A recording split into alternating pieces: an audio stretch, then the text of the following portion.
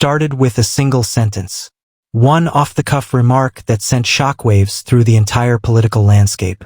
The scene was set on the nightly political talk show The Progressive Pulse, hosted by none other than Aaron Whitmore, a firebrand liberal voice who had built his reputation on sharp wit, relentless debate, and a fearless approach to calling out what he saw as hypocrisy in Washington. For years, Aaron had been a staple of primetime television. He wasn't just a commentator.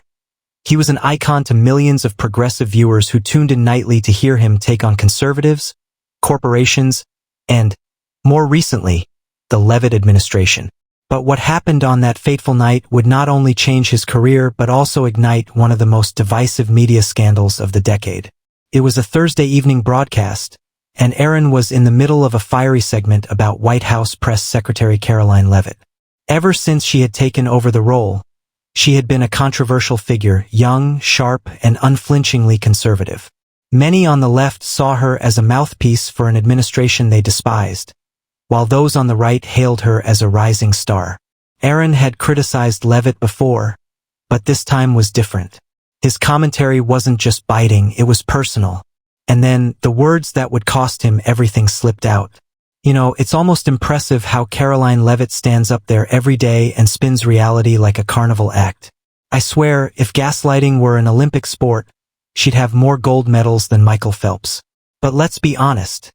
She's not up there because she's the best for the job.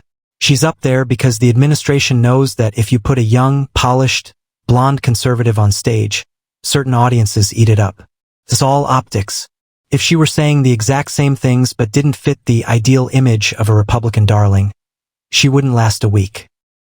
The second the words left his mouth, there was a moment of stillness in the studio. Even Aaron seemed to realize he had crossed a line. His co-host, Julia Ramirez, gave him a sharp glance. The control room fell silent. Then, within minutes, social media erupted. Conservative pundits seized the moment.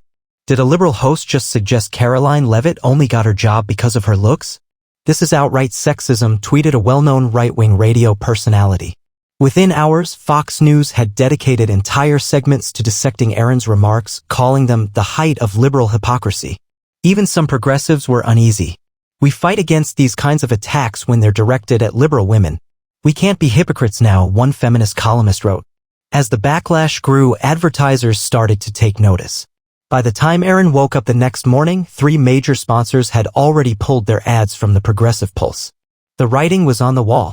Aaron Whitmore had stepped into a firestorm. And this time, it wasn't clear if he would survive.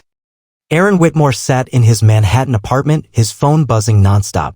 Twitter mentions, missed calls from his producer, emails from his network's legal team, it was all a blur. The night before, he had been the most watched liberal commentator on television. Now he was a headline. Progressive host under fire for sexist remark about Karoline Leavitt. Liberal hypocrisy? Aaron Whitmore accused of misogyny. Sponsors pull ads from the Progressive Pulse after Whitmore's controversial comment. Aaron had been through his fair share of political battles. He had faced conservative outrage before. He had been called a socialist, a radical, even an enemy of America by right-wing pundits. But this was different. This time, his own side wasn't rushing to defend him. His producer, Kevin, finally got through to him. Aaron, we need you at the office. Now. When Aaron arrived at the network headquarters, he could feel the tension. No greetings from the usual staff. The interns who normally asked for selfies with him wouldn't even make eye contact. He knew this was bad. In the conference room, network executives sat waiting. The atmosphere was heavy. The head of programming, Lisa Carmichael, wasted no time. Aaron, we have a problem. No kidding, Aaron scoffed, trying to downplay it. Look, I'll apologize. I'll clarify, Lisa cut him off. It's not just about an apology. We're hemorrhaging advertisers. Viewers are threatening to boycott. And frankly, some of our own employees are uncomfortable with what you said. Aaron leaned forward, his frustration boiling. Uncomfortable? Lisa, have you seen the way conservatives talk about progressive women? They call AOC a socialist lunatic. They mock Kamala Harris for every little thing. And now I make one comment and suddenly I'm the villain. Lisa's expression hardened. That's the point, Aaron. We don't hold ourselves to their standards. We fight against these kinds of attacks, not make them. Whether or not you meant it as a personal attack, the way it came out was... She hesitated, choosing her words carefully. A problem. Aaron shook his head. So what? I get fired over one comment. Lisa exhaled. We haven't made a final decision, but the board is considering suspension while we assess the damage. Aaron was stunned. You're seriously thinking about benching me over this? We don't have a choice, Kevin chimed in. The Leavitt administration just released a statement condemning your remark. Conservative lawmakers are calling for boycotts, and even some left-wing journalists are saying you crossed a line. Aaron rubbed his temples. I'll issue an apology. Lisa nodded. Good, but it needs to be sincere. No justifications, no whataboutism. We need to put this fire out before it burns everything down. Aaron sighed. Fine, I'll do it. But deep down, he wasn't sure it would be enough. That night, Aaron Whitmore sat in his studio chair, staring into the bright studio lights. The teleprompter was loaded with his carefully crafted statement. His hands gripped the desk tightly as the countdown began. 3, 2, 1. Good evening, he began, his voice steady but measured. Last night, I made a comment about White House Press Secretary Karoline Leavitt that has sparked significant criticism. I want to take a moment to address that. The control room was dead silent. Even his co-host, Julia Ramirez, watched with an expression of uncertainty. My comment suggested that Karoline Leavitt's success was due, in part, to optics rather than her own abilities. That was wrong. Regardless of my personal disagreements with her politics, she is in her position because of her work, and to suggest otherwise was inappropriate. I apologize to Ms. Leavitt and to anyone who was offended by my words. He paused for effect. I also recognize that as someone who has fought against the use of sexist tropes in media, I must hold myself to the same standard. It was never my intention to undermine women in politics, and I take full responsibility for my words. The red light on the camera faded. The segment ended. There. It was done. Backstage, Julia caught up with him. That was the right move, she said cautiously. Was it, though? Aaron muttered, rubbing his face. But if Aaron had hoped the apology would put an end to the controversy, he was wrong. Within minutes, social media was buzzing again, but this time both sides were angry. Conservative commentators called the apology weak and insincere. Fox News ran a segment dissecting it, claiming Aaron was only sorry because he got caught. But the real shock came from his own audience. Progressives felt betrayed. So, we're just going to pretend she's not part of an administration that lies daily, one viral tweet read. This is why Democrats always lose. Conservatives never apologize for their rhetoric, but we cave at the slightest pushback. Aaron Whitmore just sold out to save his job. That last one hit him the hardest. Even his usual allies on progressive media outlets weren't rushing to defend him. Instead, they speculated on whether the network had forced him into an apology, whether his time in liberal media was coming to an end. And then the final blow landed. The next morning, Aaron woke up to a notification from the Progressive Pulse's official Twitter account. Statement from the network. After careful consideration, we have decided to part ways with Aaron Whitmore. We thank him for his years of service and wish him well in his future endeavors. Aaron stared at the screen. Just like that, he was fired. Aaron Whitmore sat motionless in his apartment, staring at the screen of his phone.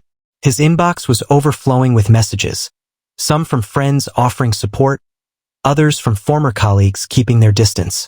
But the most infuriating ones were from conservative pundits mocking his downfall. Cancel culture comes for its own. The left eats itself alive. Aaron Whitmore learns the hard way. Even some of his former fans had turned on him. His social media followers were dropping by the thousands, with progressives calling him a sellout and conservatives using him as a cautionary tale of liberal hypocrisy. The worst part? No one was defending him. His network had cut him loose in record time. His fellow progressive hosts weren't rushing to his side. Even his usual allies in politics and media were keeping quiet, waiting for the storm to pass. Aaron took a deep breath and checked his bank account. He was financially stable for now, but with his primary source of income gone, things could change fast. He had a few offers, smaller podcasts, independent networks looking to capitalize on his sudden notoriety, but nothing close to the national platform he had lost. His phone buzzed. It was an unknown number, but he answered anyway. Aaron, it's Rachel Porter. Rachel was a former producer at the Progressive Pulse, one of the few people in media he actually trusted. I heard what happened, she continued. Look, you got screwed over. The network panicked. But you and I both know this isn't the end for you. Aaron exhaled. It sure feels like it. That's because you're letting them control the narrative, Rachel said. The network is done with you. The left is distancing itself. But guess what? The right loves a redemption story. They think you're proof that liberals don't actually believe in free speech. If you play your cards right, you could make a comeback on your own terms. Aaron frowned. You're not suggesting I go full right-wing, are you? Rachel chuckled. No, I'm suggesting you go independent. The media landscape is changing. Big networks are losing power. You don't need them. You have a name, a platform, start your own show. Speak your truth, without having to answer to corporate execs. Aaron leaned back, considering it. For years, he had played by the rules of mainstream media. He had followed the network's guidelines, walked the tightrope between progressive ideals and corporate interests. And where had it gotten him? Fired. Abandoned. Cancelled. Maybe Rachel was right. Maybe this was his chance to rebuild on his terms. Aaron glanced at his laptop, his mind already racing. If the media world wanted a spectacle, he'd give them one. But this time, he wouldn't be taking orders from anyone.